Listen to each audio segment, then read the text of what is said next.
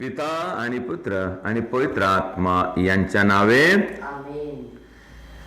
ख्रिस्तामध्ये उपस्थित प्रिय बंधू आणि भगिनीनो, मे महिना हा कॅथलिक चर्चमध्ये माता मरियेचा महिना म्हणून मानला जातो आणि ह्या महिन्यामध्ये संपूर्ण महिनाभर माता मरियेची भक्ती करण्यात येते आणि म्हणून आम्ही ह्या महिन्यात माता मरियेच्या भक्तीमध्ये आपण जास्तीत जास्त वेळ काढून आपण माता मरियेच्या भक्तीमध्ये आपण प्रार्थना केली पाहिजे, माता मरियेची भक्ती केली पाहिजे. आणि माता मरियेची भक्ती आम्हाला पवित्रतेकडे नेते. माता मरिया हे एक पवित्रतेचं एक उत्तम उदाहरण आहे आणि त्या माता मरियेच्या प्रत्येक जीवनातील प्रत्येक कार्याद्वारे आम्हाला देवाची कृपा मिळते, आशीर्वाद मिळते. म्हणून आपण माता मरियेला आदर सन्मान द्यावा आणि विशेष करून ह्या मे महिन्यामध्ये मरियेच्या भक्तीमध्ये आपण वेळ घालवावा. आम्ही पाहतो देवदूताचा संदेश हा आम्हाला पवित्र करणारा एक संदेश आहे. चर्चच्या इतिहासामध्ये आम्ही पाहतो की चर्चमध्ये 3दा बेल वाजवल्या जाते. चर्चमध्ये 3दा बेल वाजवल्या जाते. सकाळी 5:30 वाजता, सकाळी 5:30 वाजता, दुपारी 12:30 वाजता आणि संध्याकाळी 6 वाजता. अशा प्रकारे 3दा चर्चमध्ये बेल वाजते.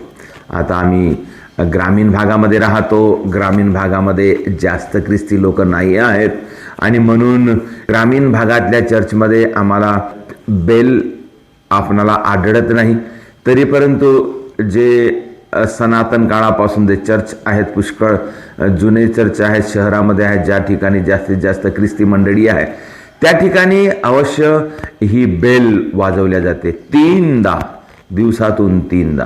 आणि हे 3दा बेल वाजवण्याचा एक अर्थ आहे की ज्यावेळेस बेल वाजते तेव्हा जुन्या काळापासून सर्वजण बेल वाजल्याबरोबर जिथं कुठं आहात तिथं स्तब्ध उभा राहून एक माता मरियेच्या आणि परमेश्वर पित्याच्या या संदेशाला आदर सन्मान करून हा संदेश म्हणल्या जाते. देवदूताचा संदेश सकाळी 5:30 वाजता, दुपारी 12:30 वाजता आणि संध्याकाळी 6 वाजता.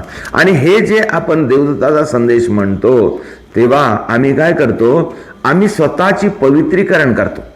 आम्ही हे जेव्हा संदेश, देवदूताचा संदेश, जेव्हा कधी आम्ही देवदूताचा संदेश म्हणतो तेव्हा काय होते, आम्ही माता मरियेच्या आदर्शाला मानून परमेश्वराचा संदेश आम्ही स्वीकार करतो. आणि जेव्हा परमेश्वराचा संदेश आम्ही स्वीकार करतो आम्ही स्वतःला पवित्र बनवतो, पवित्रतेमध्ये आम्ही नेतो आणि पवित्रतेची आम्ही आठवण करतो. कारण देवदूताचा संदेश हा मानव जातीच्या मुक्तीसाठी हा संदेश दिला गेला होता आणि म्हणून आम्हाला हा देवदूताचा संदेश फार महत्त्वाचा आहे.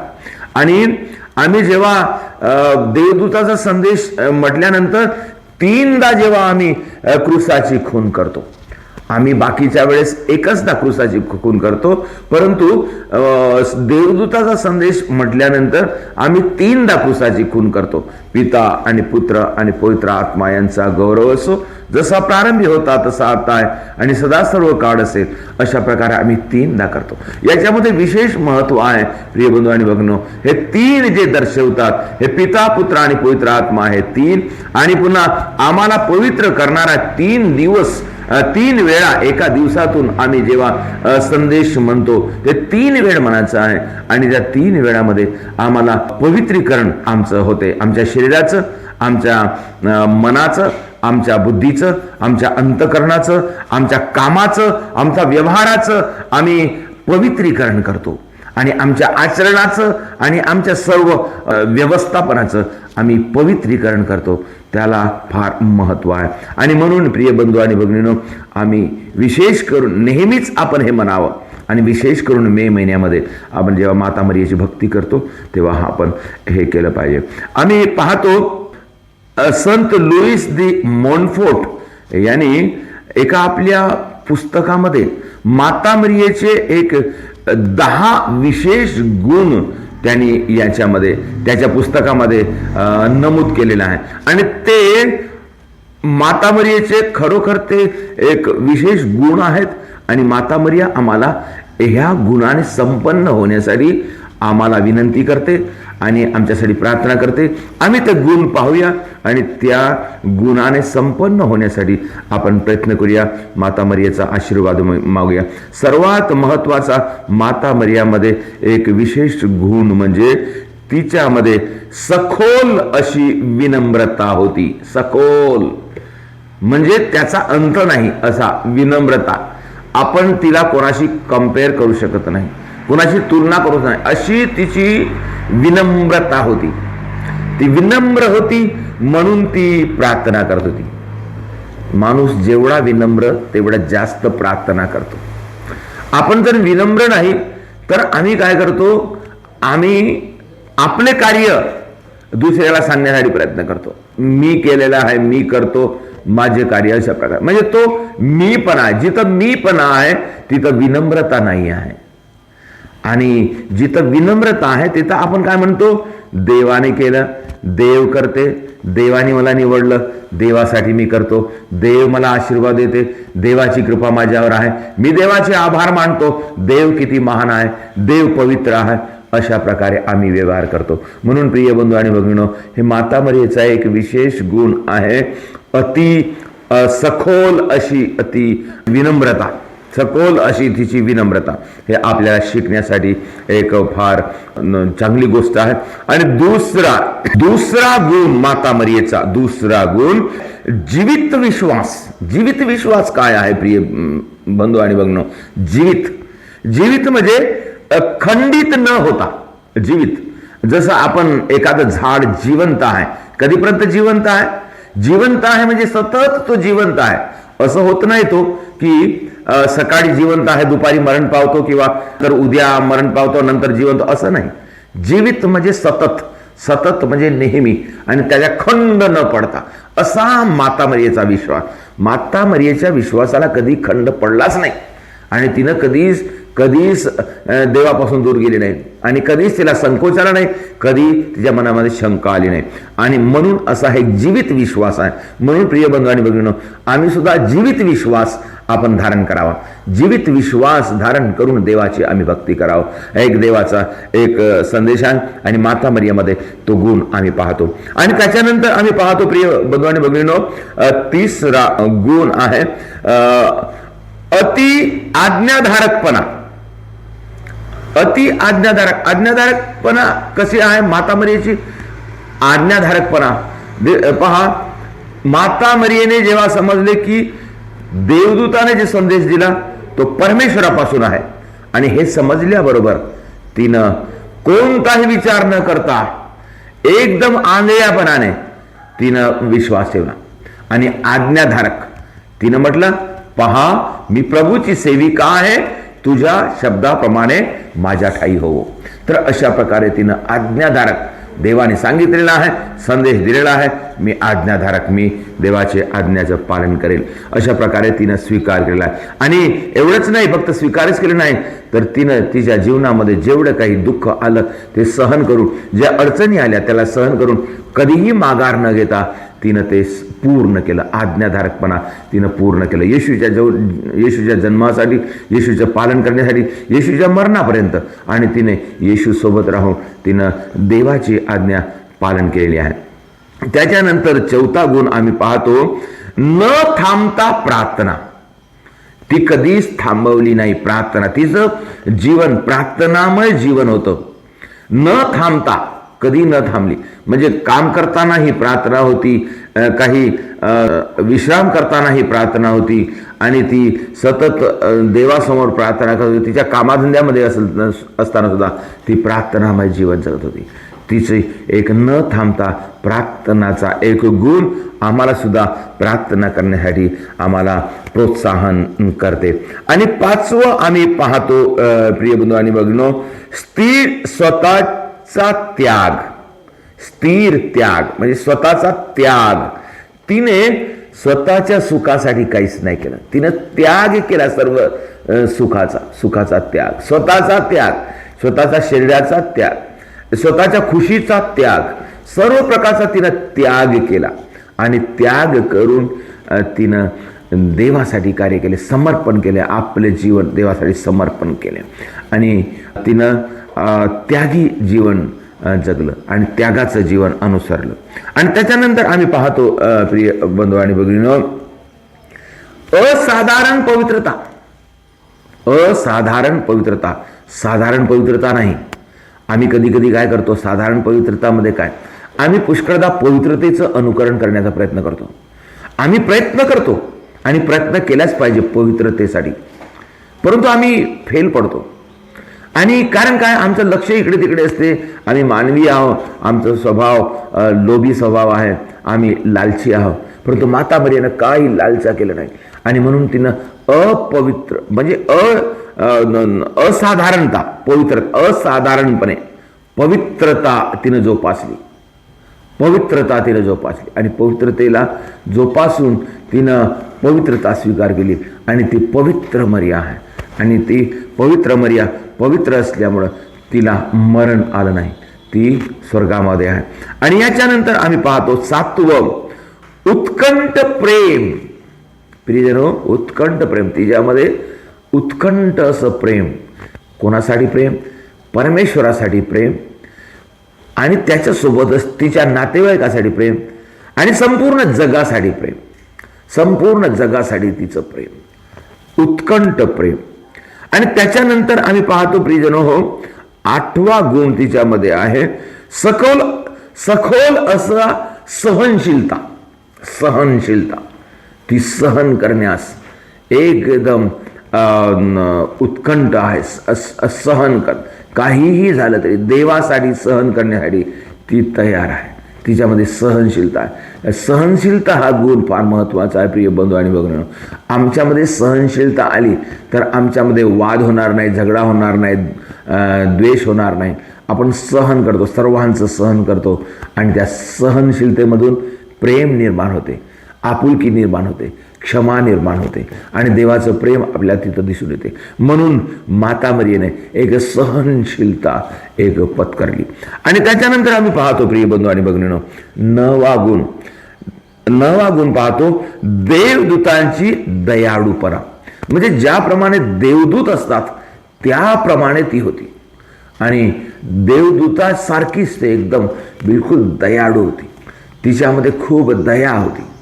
संपूर्ण मानवजातीसाठी दया, सर्वांसाठी दया, दैवी दया तिच्यामध्ये होती. आणि शेवटचा गुण आम्ही पाहतो प्रिय बंधू आणि भगिनींनो, स्वर्गीय ज्ञान. ज्ञान म्हणतात त्याला, विस्डम. तिला स्वर्गीय ज्ञान होतं. ती ज्ञानाने भरलेली होती, देवाच्या ज्ञानाने भरलेली होती आणि ते देवाचे ज्ञान तिनं अवगत केलं आणि त्याच्यामध्ये वाढली, देवाच्या ज्ञानामध्ये वाढली. अशा प्रकारे 10 गुण आम्ही पाहतो संत लुईस दी मॉन्टफोर्टने आपल्या पुस्तकामध्ये लिहून ठेवले आणि ते फार आमच्यासाठी उपयोगी आहे. आणि खरोखर माता मरियेची भक्ती करत असताना या मे महिन्यामध्ये आपण त्याचं अनुकरण करावं आणि प्रार्थना करावं. आणि त्याच्यानंतर आम्ही पाहतो पवित्र जपमाळा.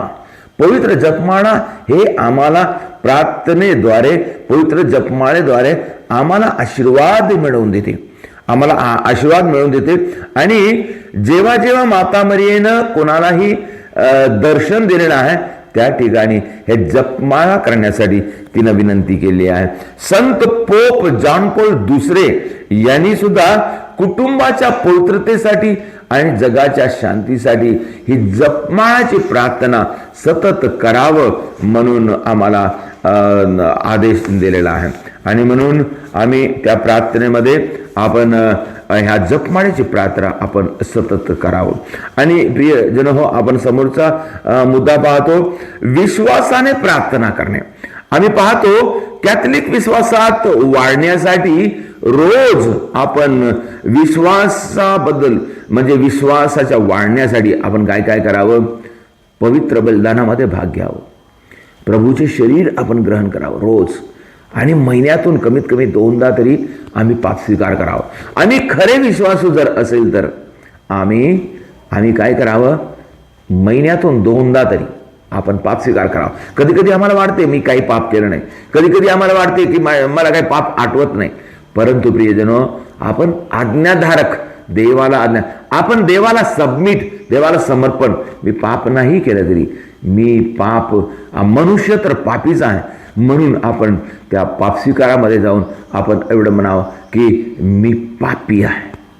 आणि जेव्हा मी पापी आहो जेव्हा मी म्हणतो तेव्हा काय होते, माझे दरवाजे पूर्ण खुलतात.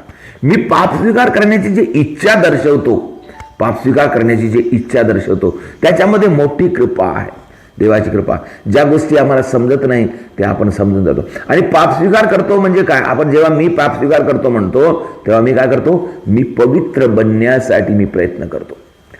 मी पवित्र बनण्यासाठी देवाच्या पवित्रतेला मी आमंत्रित करतो.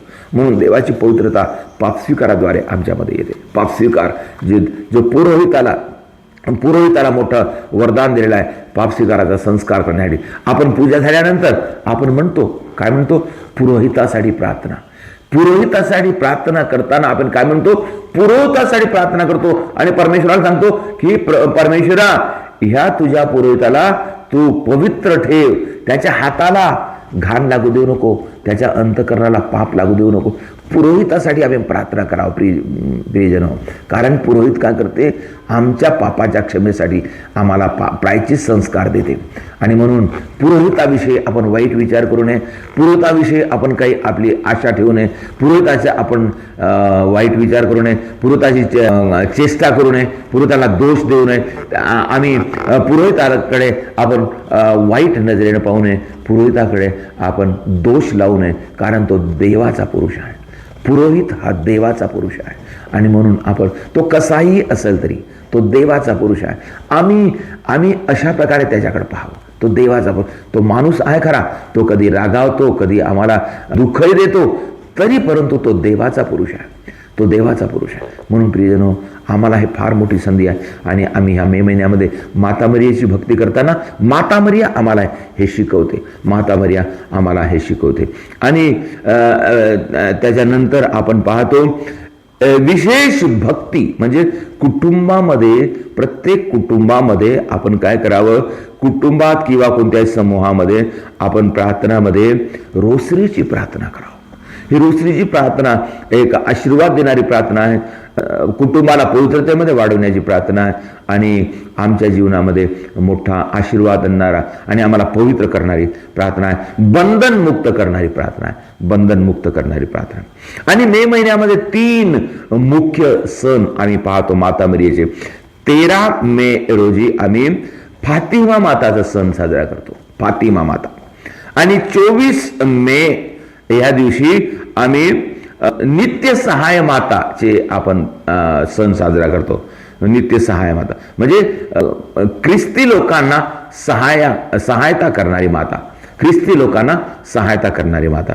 आणि 31 मेला आपण विसिटेशन म्हणजे माता मरियेने एलिझाबेथची भेट घेतली, हा विसिटेशन चा सण साजरा करतो. अशा प्रकारे प्रियजन हो, माता मरियेविषयी आपण आदर सन्मान ठेवून हा मे महिना जो आहे तो मे महिना संपूर्ण माता मरियेच्या भक्तीमध्ये आम्ही घालवावा. आणि चांगल्या उद्देशाने जेव्हा आम्ही माता मरियेचा हा महिना आपण पार पाडतो, देव आम्हाला आशीर्वाद देते, आम्हाला पवित्र बनवते आणि आमच्या कार्याला सफलता देते, आम्हाला विश्वासामध्ये वाढते. म्हणून आपण प्रार्थना करूया, माता मरियेद्वारे आम्हा सर्वांना देवाची कृपा मिळावी म्हणून आपण प्रार्थना करूया.